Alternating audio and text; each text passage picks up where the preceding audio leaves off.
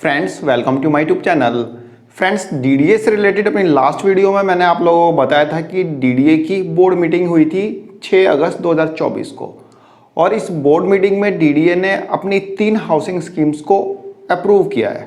जी हाँ friends, 3 housing scheme जिसे कि डीडीए ने अप्रूव किया है, और इन सभी हाउसिंग स्कीम्स में मिला के टोटल 40,000 फ्लैट्स रहेंगे। फ्रेंड्स डीडीए की इस बोर्ड मीटिंग में डीडीए की हाउसिंग स्कीम्स को अप्रूव करने के अलावा भी कुछ डिसीजन लिए गए हैं।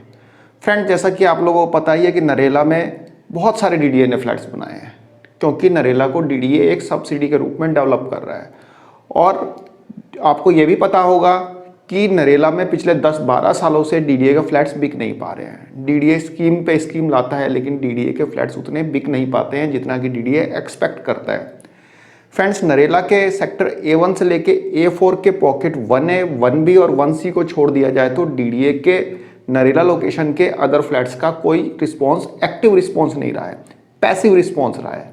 तो कहने का मतलब कि नरेला में अभी भी हजारों फ्लैट्स ऐसे हैं जो कि अभी भी खाली हैं, वह बिक नहीं पा रहे हैं। और इन फ्लैट्स को बेचने के लिए डीडीए ने अपनी टर्म्स एंड कंडीशन से लेके एलिजिबिलिटी क्राइटेरिया में मेजर चेंजेस किए, फिर भी डीडीए को उतना अच्छा रिस्पॉन्स नहीं मिल पाया। तो ऐसे में डीडीए को इन फ्लैट्स के मेंटेनेंस के लिए हर साल एक बड़ा खर्चा उठाना पड़ता है, जैसा कि डीडीए बता रहा है।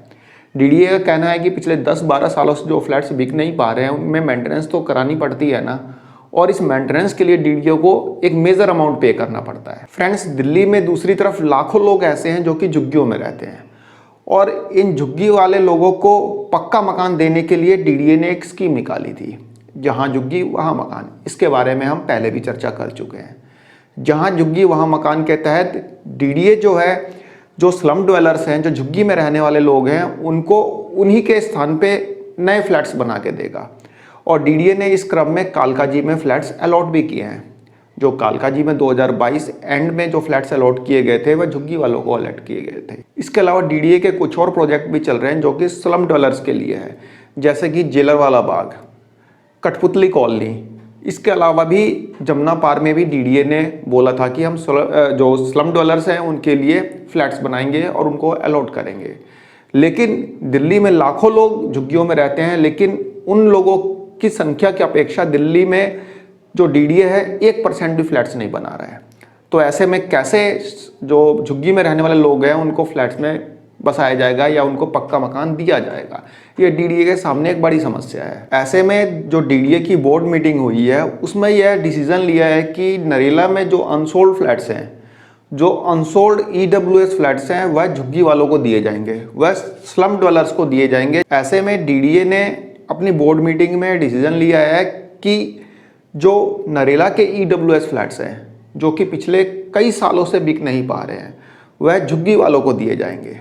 जी हाँ फ्रेंड्स, झुग्गी वालों को दिए जाएंगे। लेकिन ऐसा नहीं है कि नरेला के जितने भी ईडब्ल्यूएस फ्लैट्स हैं वह सभी के सभी झुग्गी वालों को दे दिए जाएंगे, और ऐसा भी नहीं है कि पूरी दिल्ली के अलग अलग लोकेशन के झुग्गी वालों को ये फ्लैट्स अलॉट किए जाएंगे, ऐसा नहीं है। फ्रेंड्स स्लम ड्वेलर्स को रिहेबिलिटेट करने के इस क्रम में सबसे पहले कालीबाड़ी जेजे क्लस्टर के जो झुग्गी वाले हैं उनको नरेला के ईडब्ल्यूएस फ्लैट्स अलॉट किए जाएंगे। फ्रेंड्स कालीबाड़ी जो जेजे क्लस्टर है वह पड़ता है आरके आश्रम मार्ग मेट्रो स्टेशन से लगभग 1.5 किलोमीटर के डिस्टेंस पे।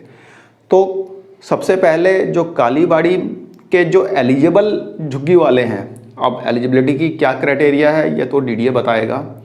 तो सबसे पहले कालीबाड़ी जो झुग्गी वाले हैं उनको नरेला के ईडब्ल्यूएस फ्लैट्स का अलॉटमेंट किया जाएगा। अब नरेला के कौन से ईडब्ल्यूएस फ्लैट्स दिए जाएंगे? फ्रेंड्स सेक्टर A1 से लेके A4 के ईडब्ल्यूएस फ्लैट्स तो दिए नहीं जाएंगे, ये तो बात 100% श्योर है। अब जो दिए जा सकते हैं, जो मोस्ट प्रोबेबली ये उम्मीद है कि जो बावाना जेजे कॉलोनी से लगते हुए जो सेक्टर्स हैं नरेला के, उन सेक्टर्स में जो ईडब्ल्यूएस फ्लैट्स हैं वह कालीबाड़ी के जेजे क्लस्टर्स वालों को दिए जाएंगे। फ्रेंड्स हो सकता है सेक्टर G7 में दिए जाए, हो सकता है सेक्टर G2 में दिया जाए, G3 में भी दिए जा सकते हैं, G2 में दिए जा सकते हैं। लेकिन ऐसा नहीं हो सकता कि सेक्टर A1 से लेके A4 के पॉकेट 1A, 1B या 1C में दिए जाए, क्योंकि जो झुग्गी वालों को जो फ्लैट अलॉट किए जाते हैं ईडब्ल्यूएस के, उनका साइज थोड़ा कम होता है, और नरेला के sector G7, G8, G3, G2 में साइज़ कम है जो EWS फ्लैट्स है। तो कहने का मतलब कि नरेला के किसी भी सेक्टर्स में इन झुग्गी वालों को फ्लैट्स अलॉट किए जा सकते हैं जो कि कालीबाड़ी JJ क्लस्टर में रहते हैं, क्योंकि कालीबाड़ी JJ क्लस्टर जो बसी हुई है वो CPWD की ज़मीन में बसी है। जी हाँ फ्रेंड्स, कालीबाड़ी की जो झुग्गियाँ हैं CPWD की ज़मीन पे बसी हुई है और ये ज़मीन अलॉट की जा चुकी है राम मनोहर लोहिया हॉस्पिटल को। राम मनोहर लोहिया हॉस्पिटल का एक mother and child care hospital वहाँ पे बनना है, वहाँ पे प्रोजेक्टेड है।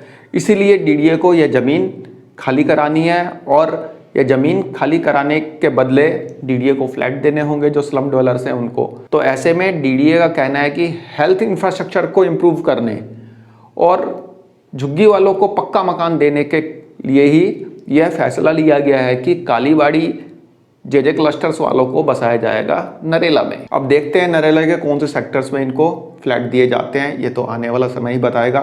फिलहाल एक छोटी सी इंफॉर्मेशन थी, आई होप आप लोगों को पसंद आई होगी। धन्यवाद, नमस्कार।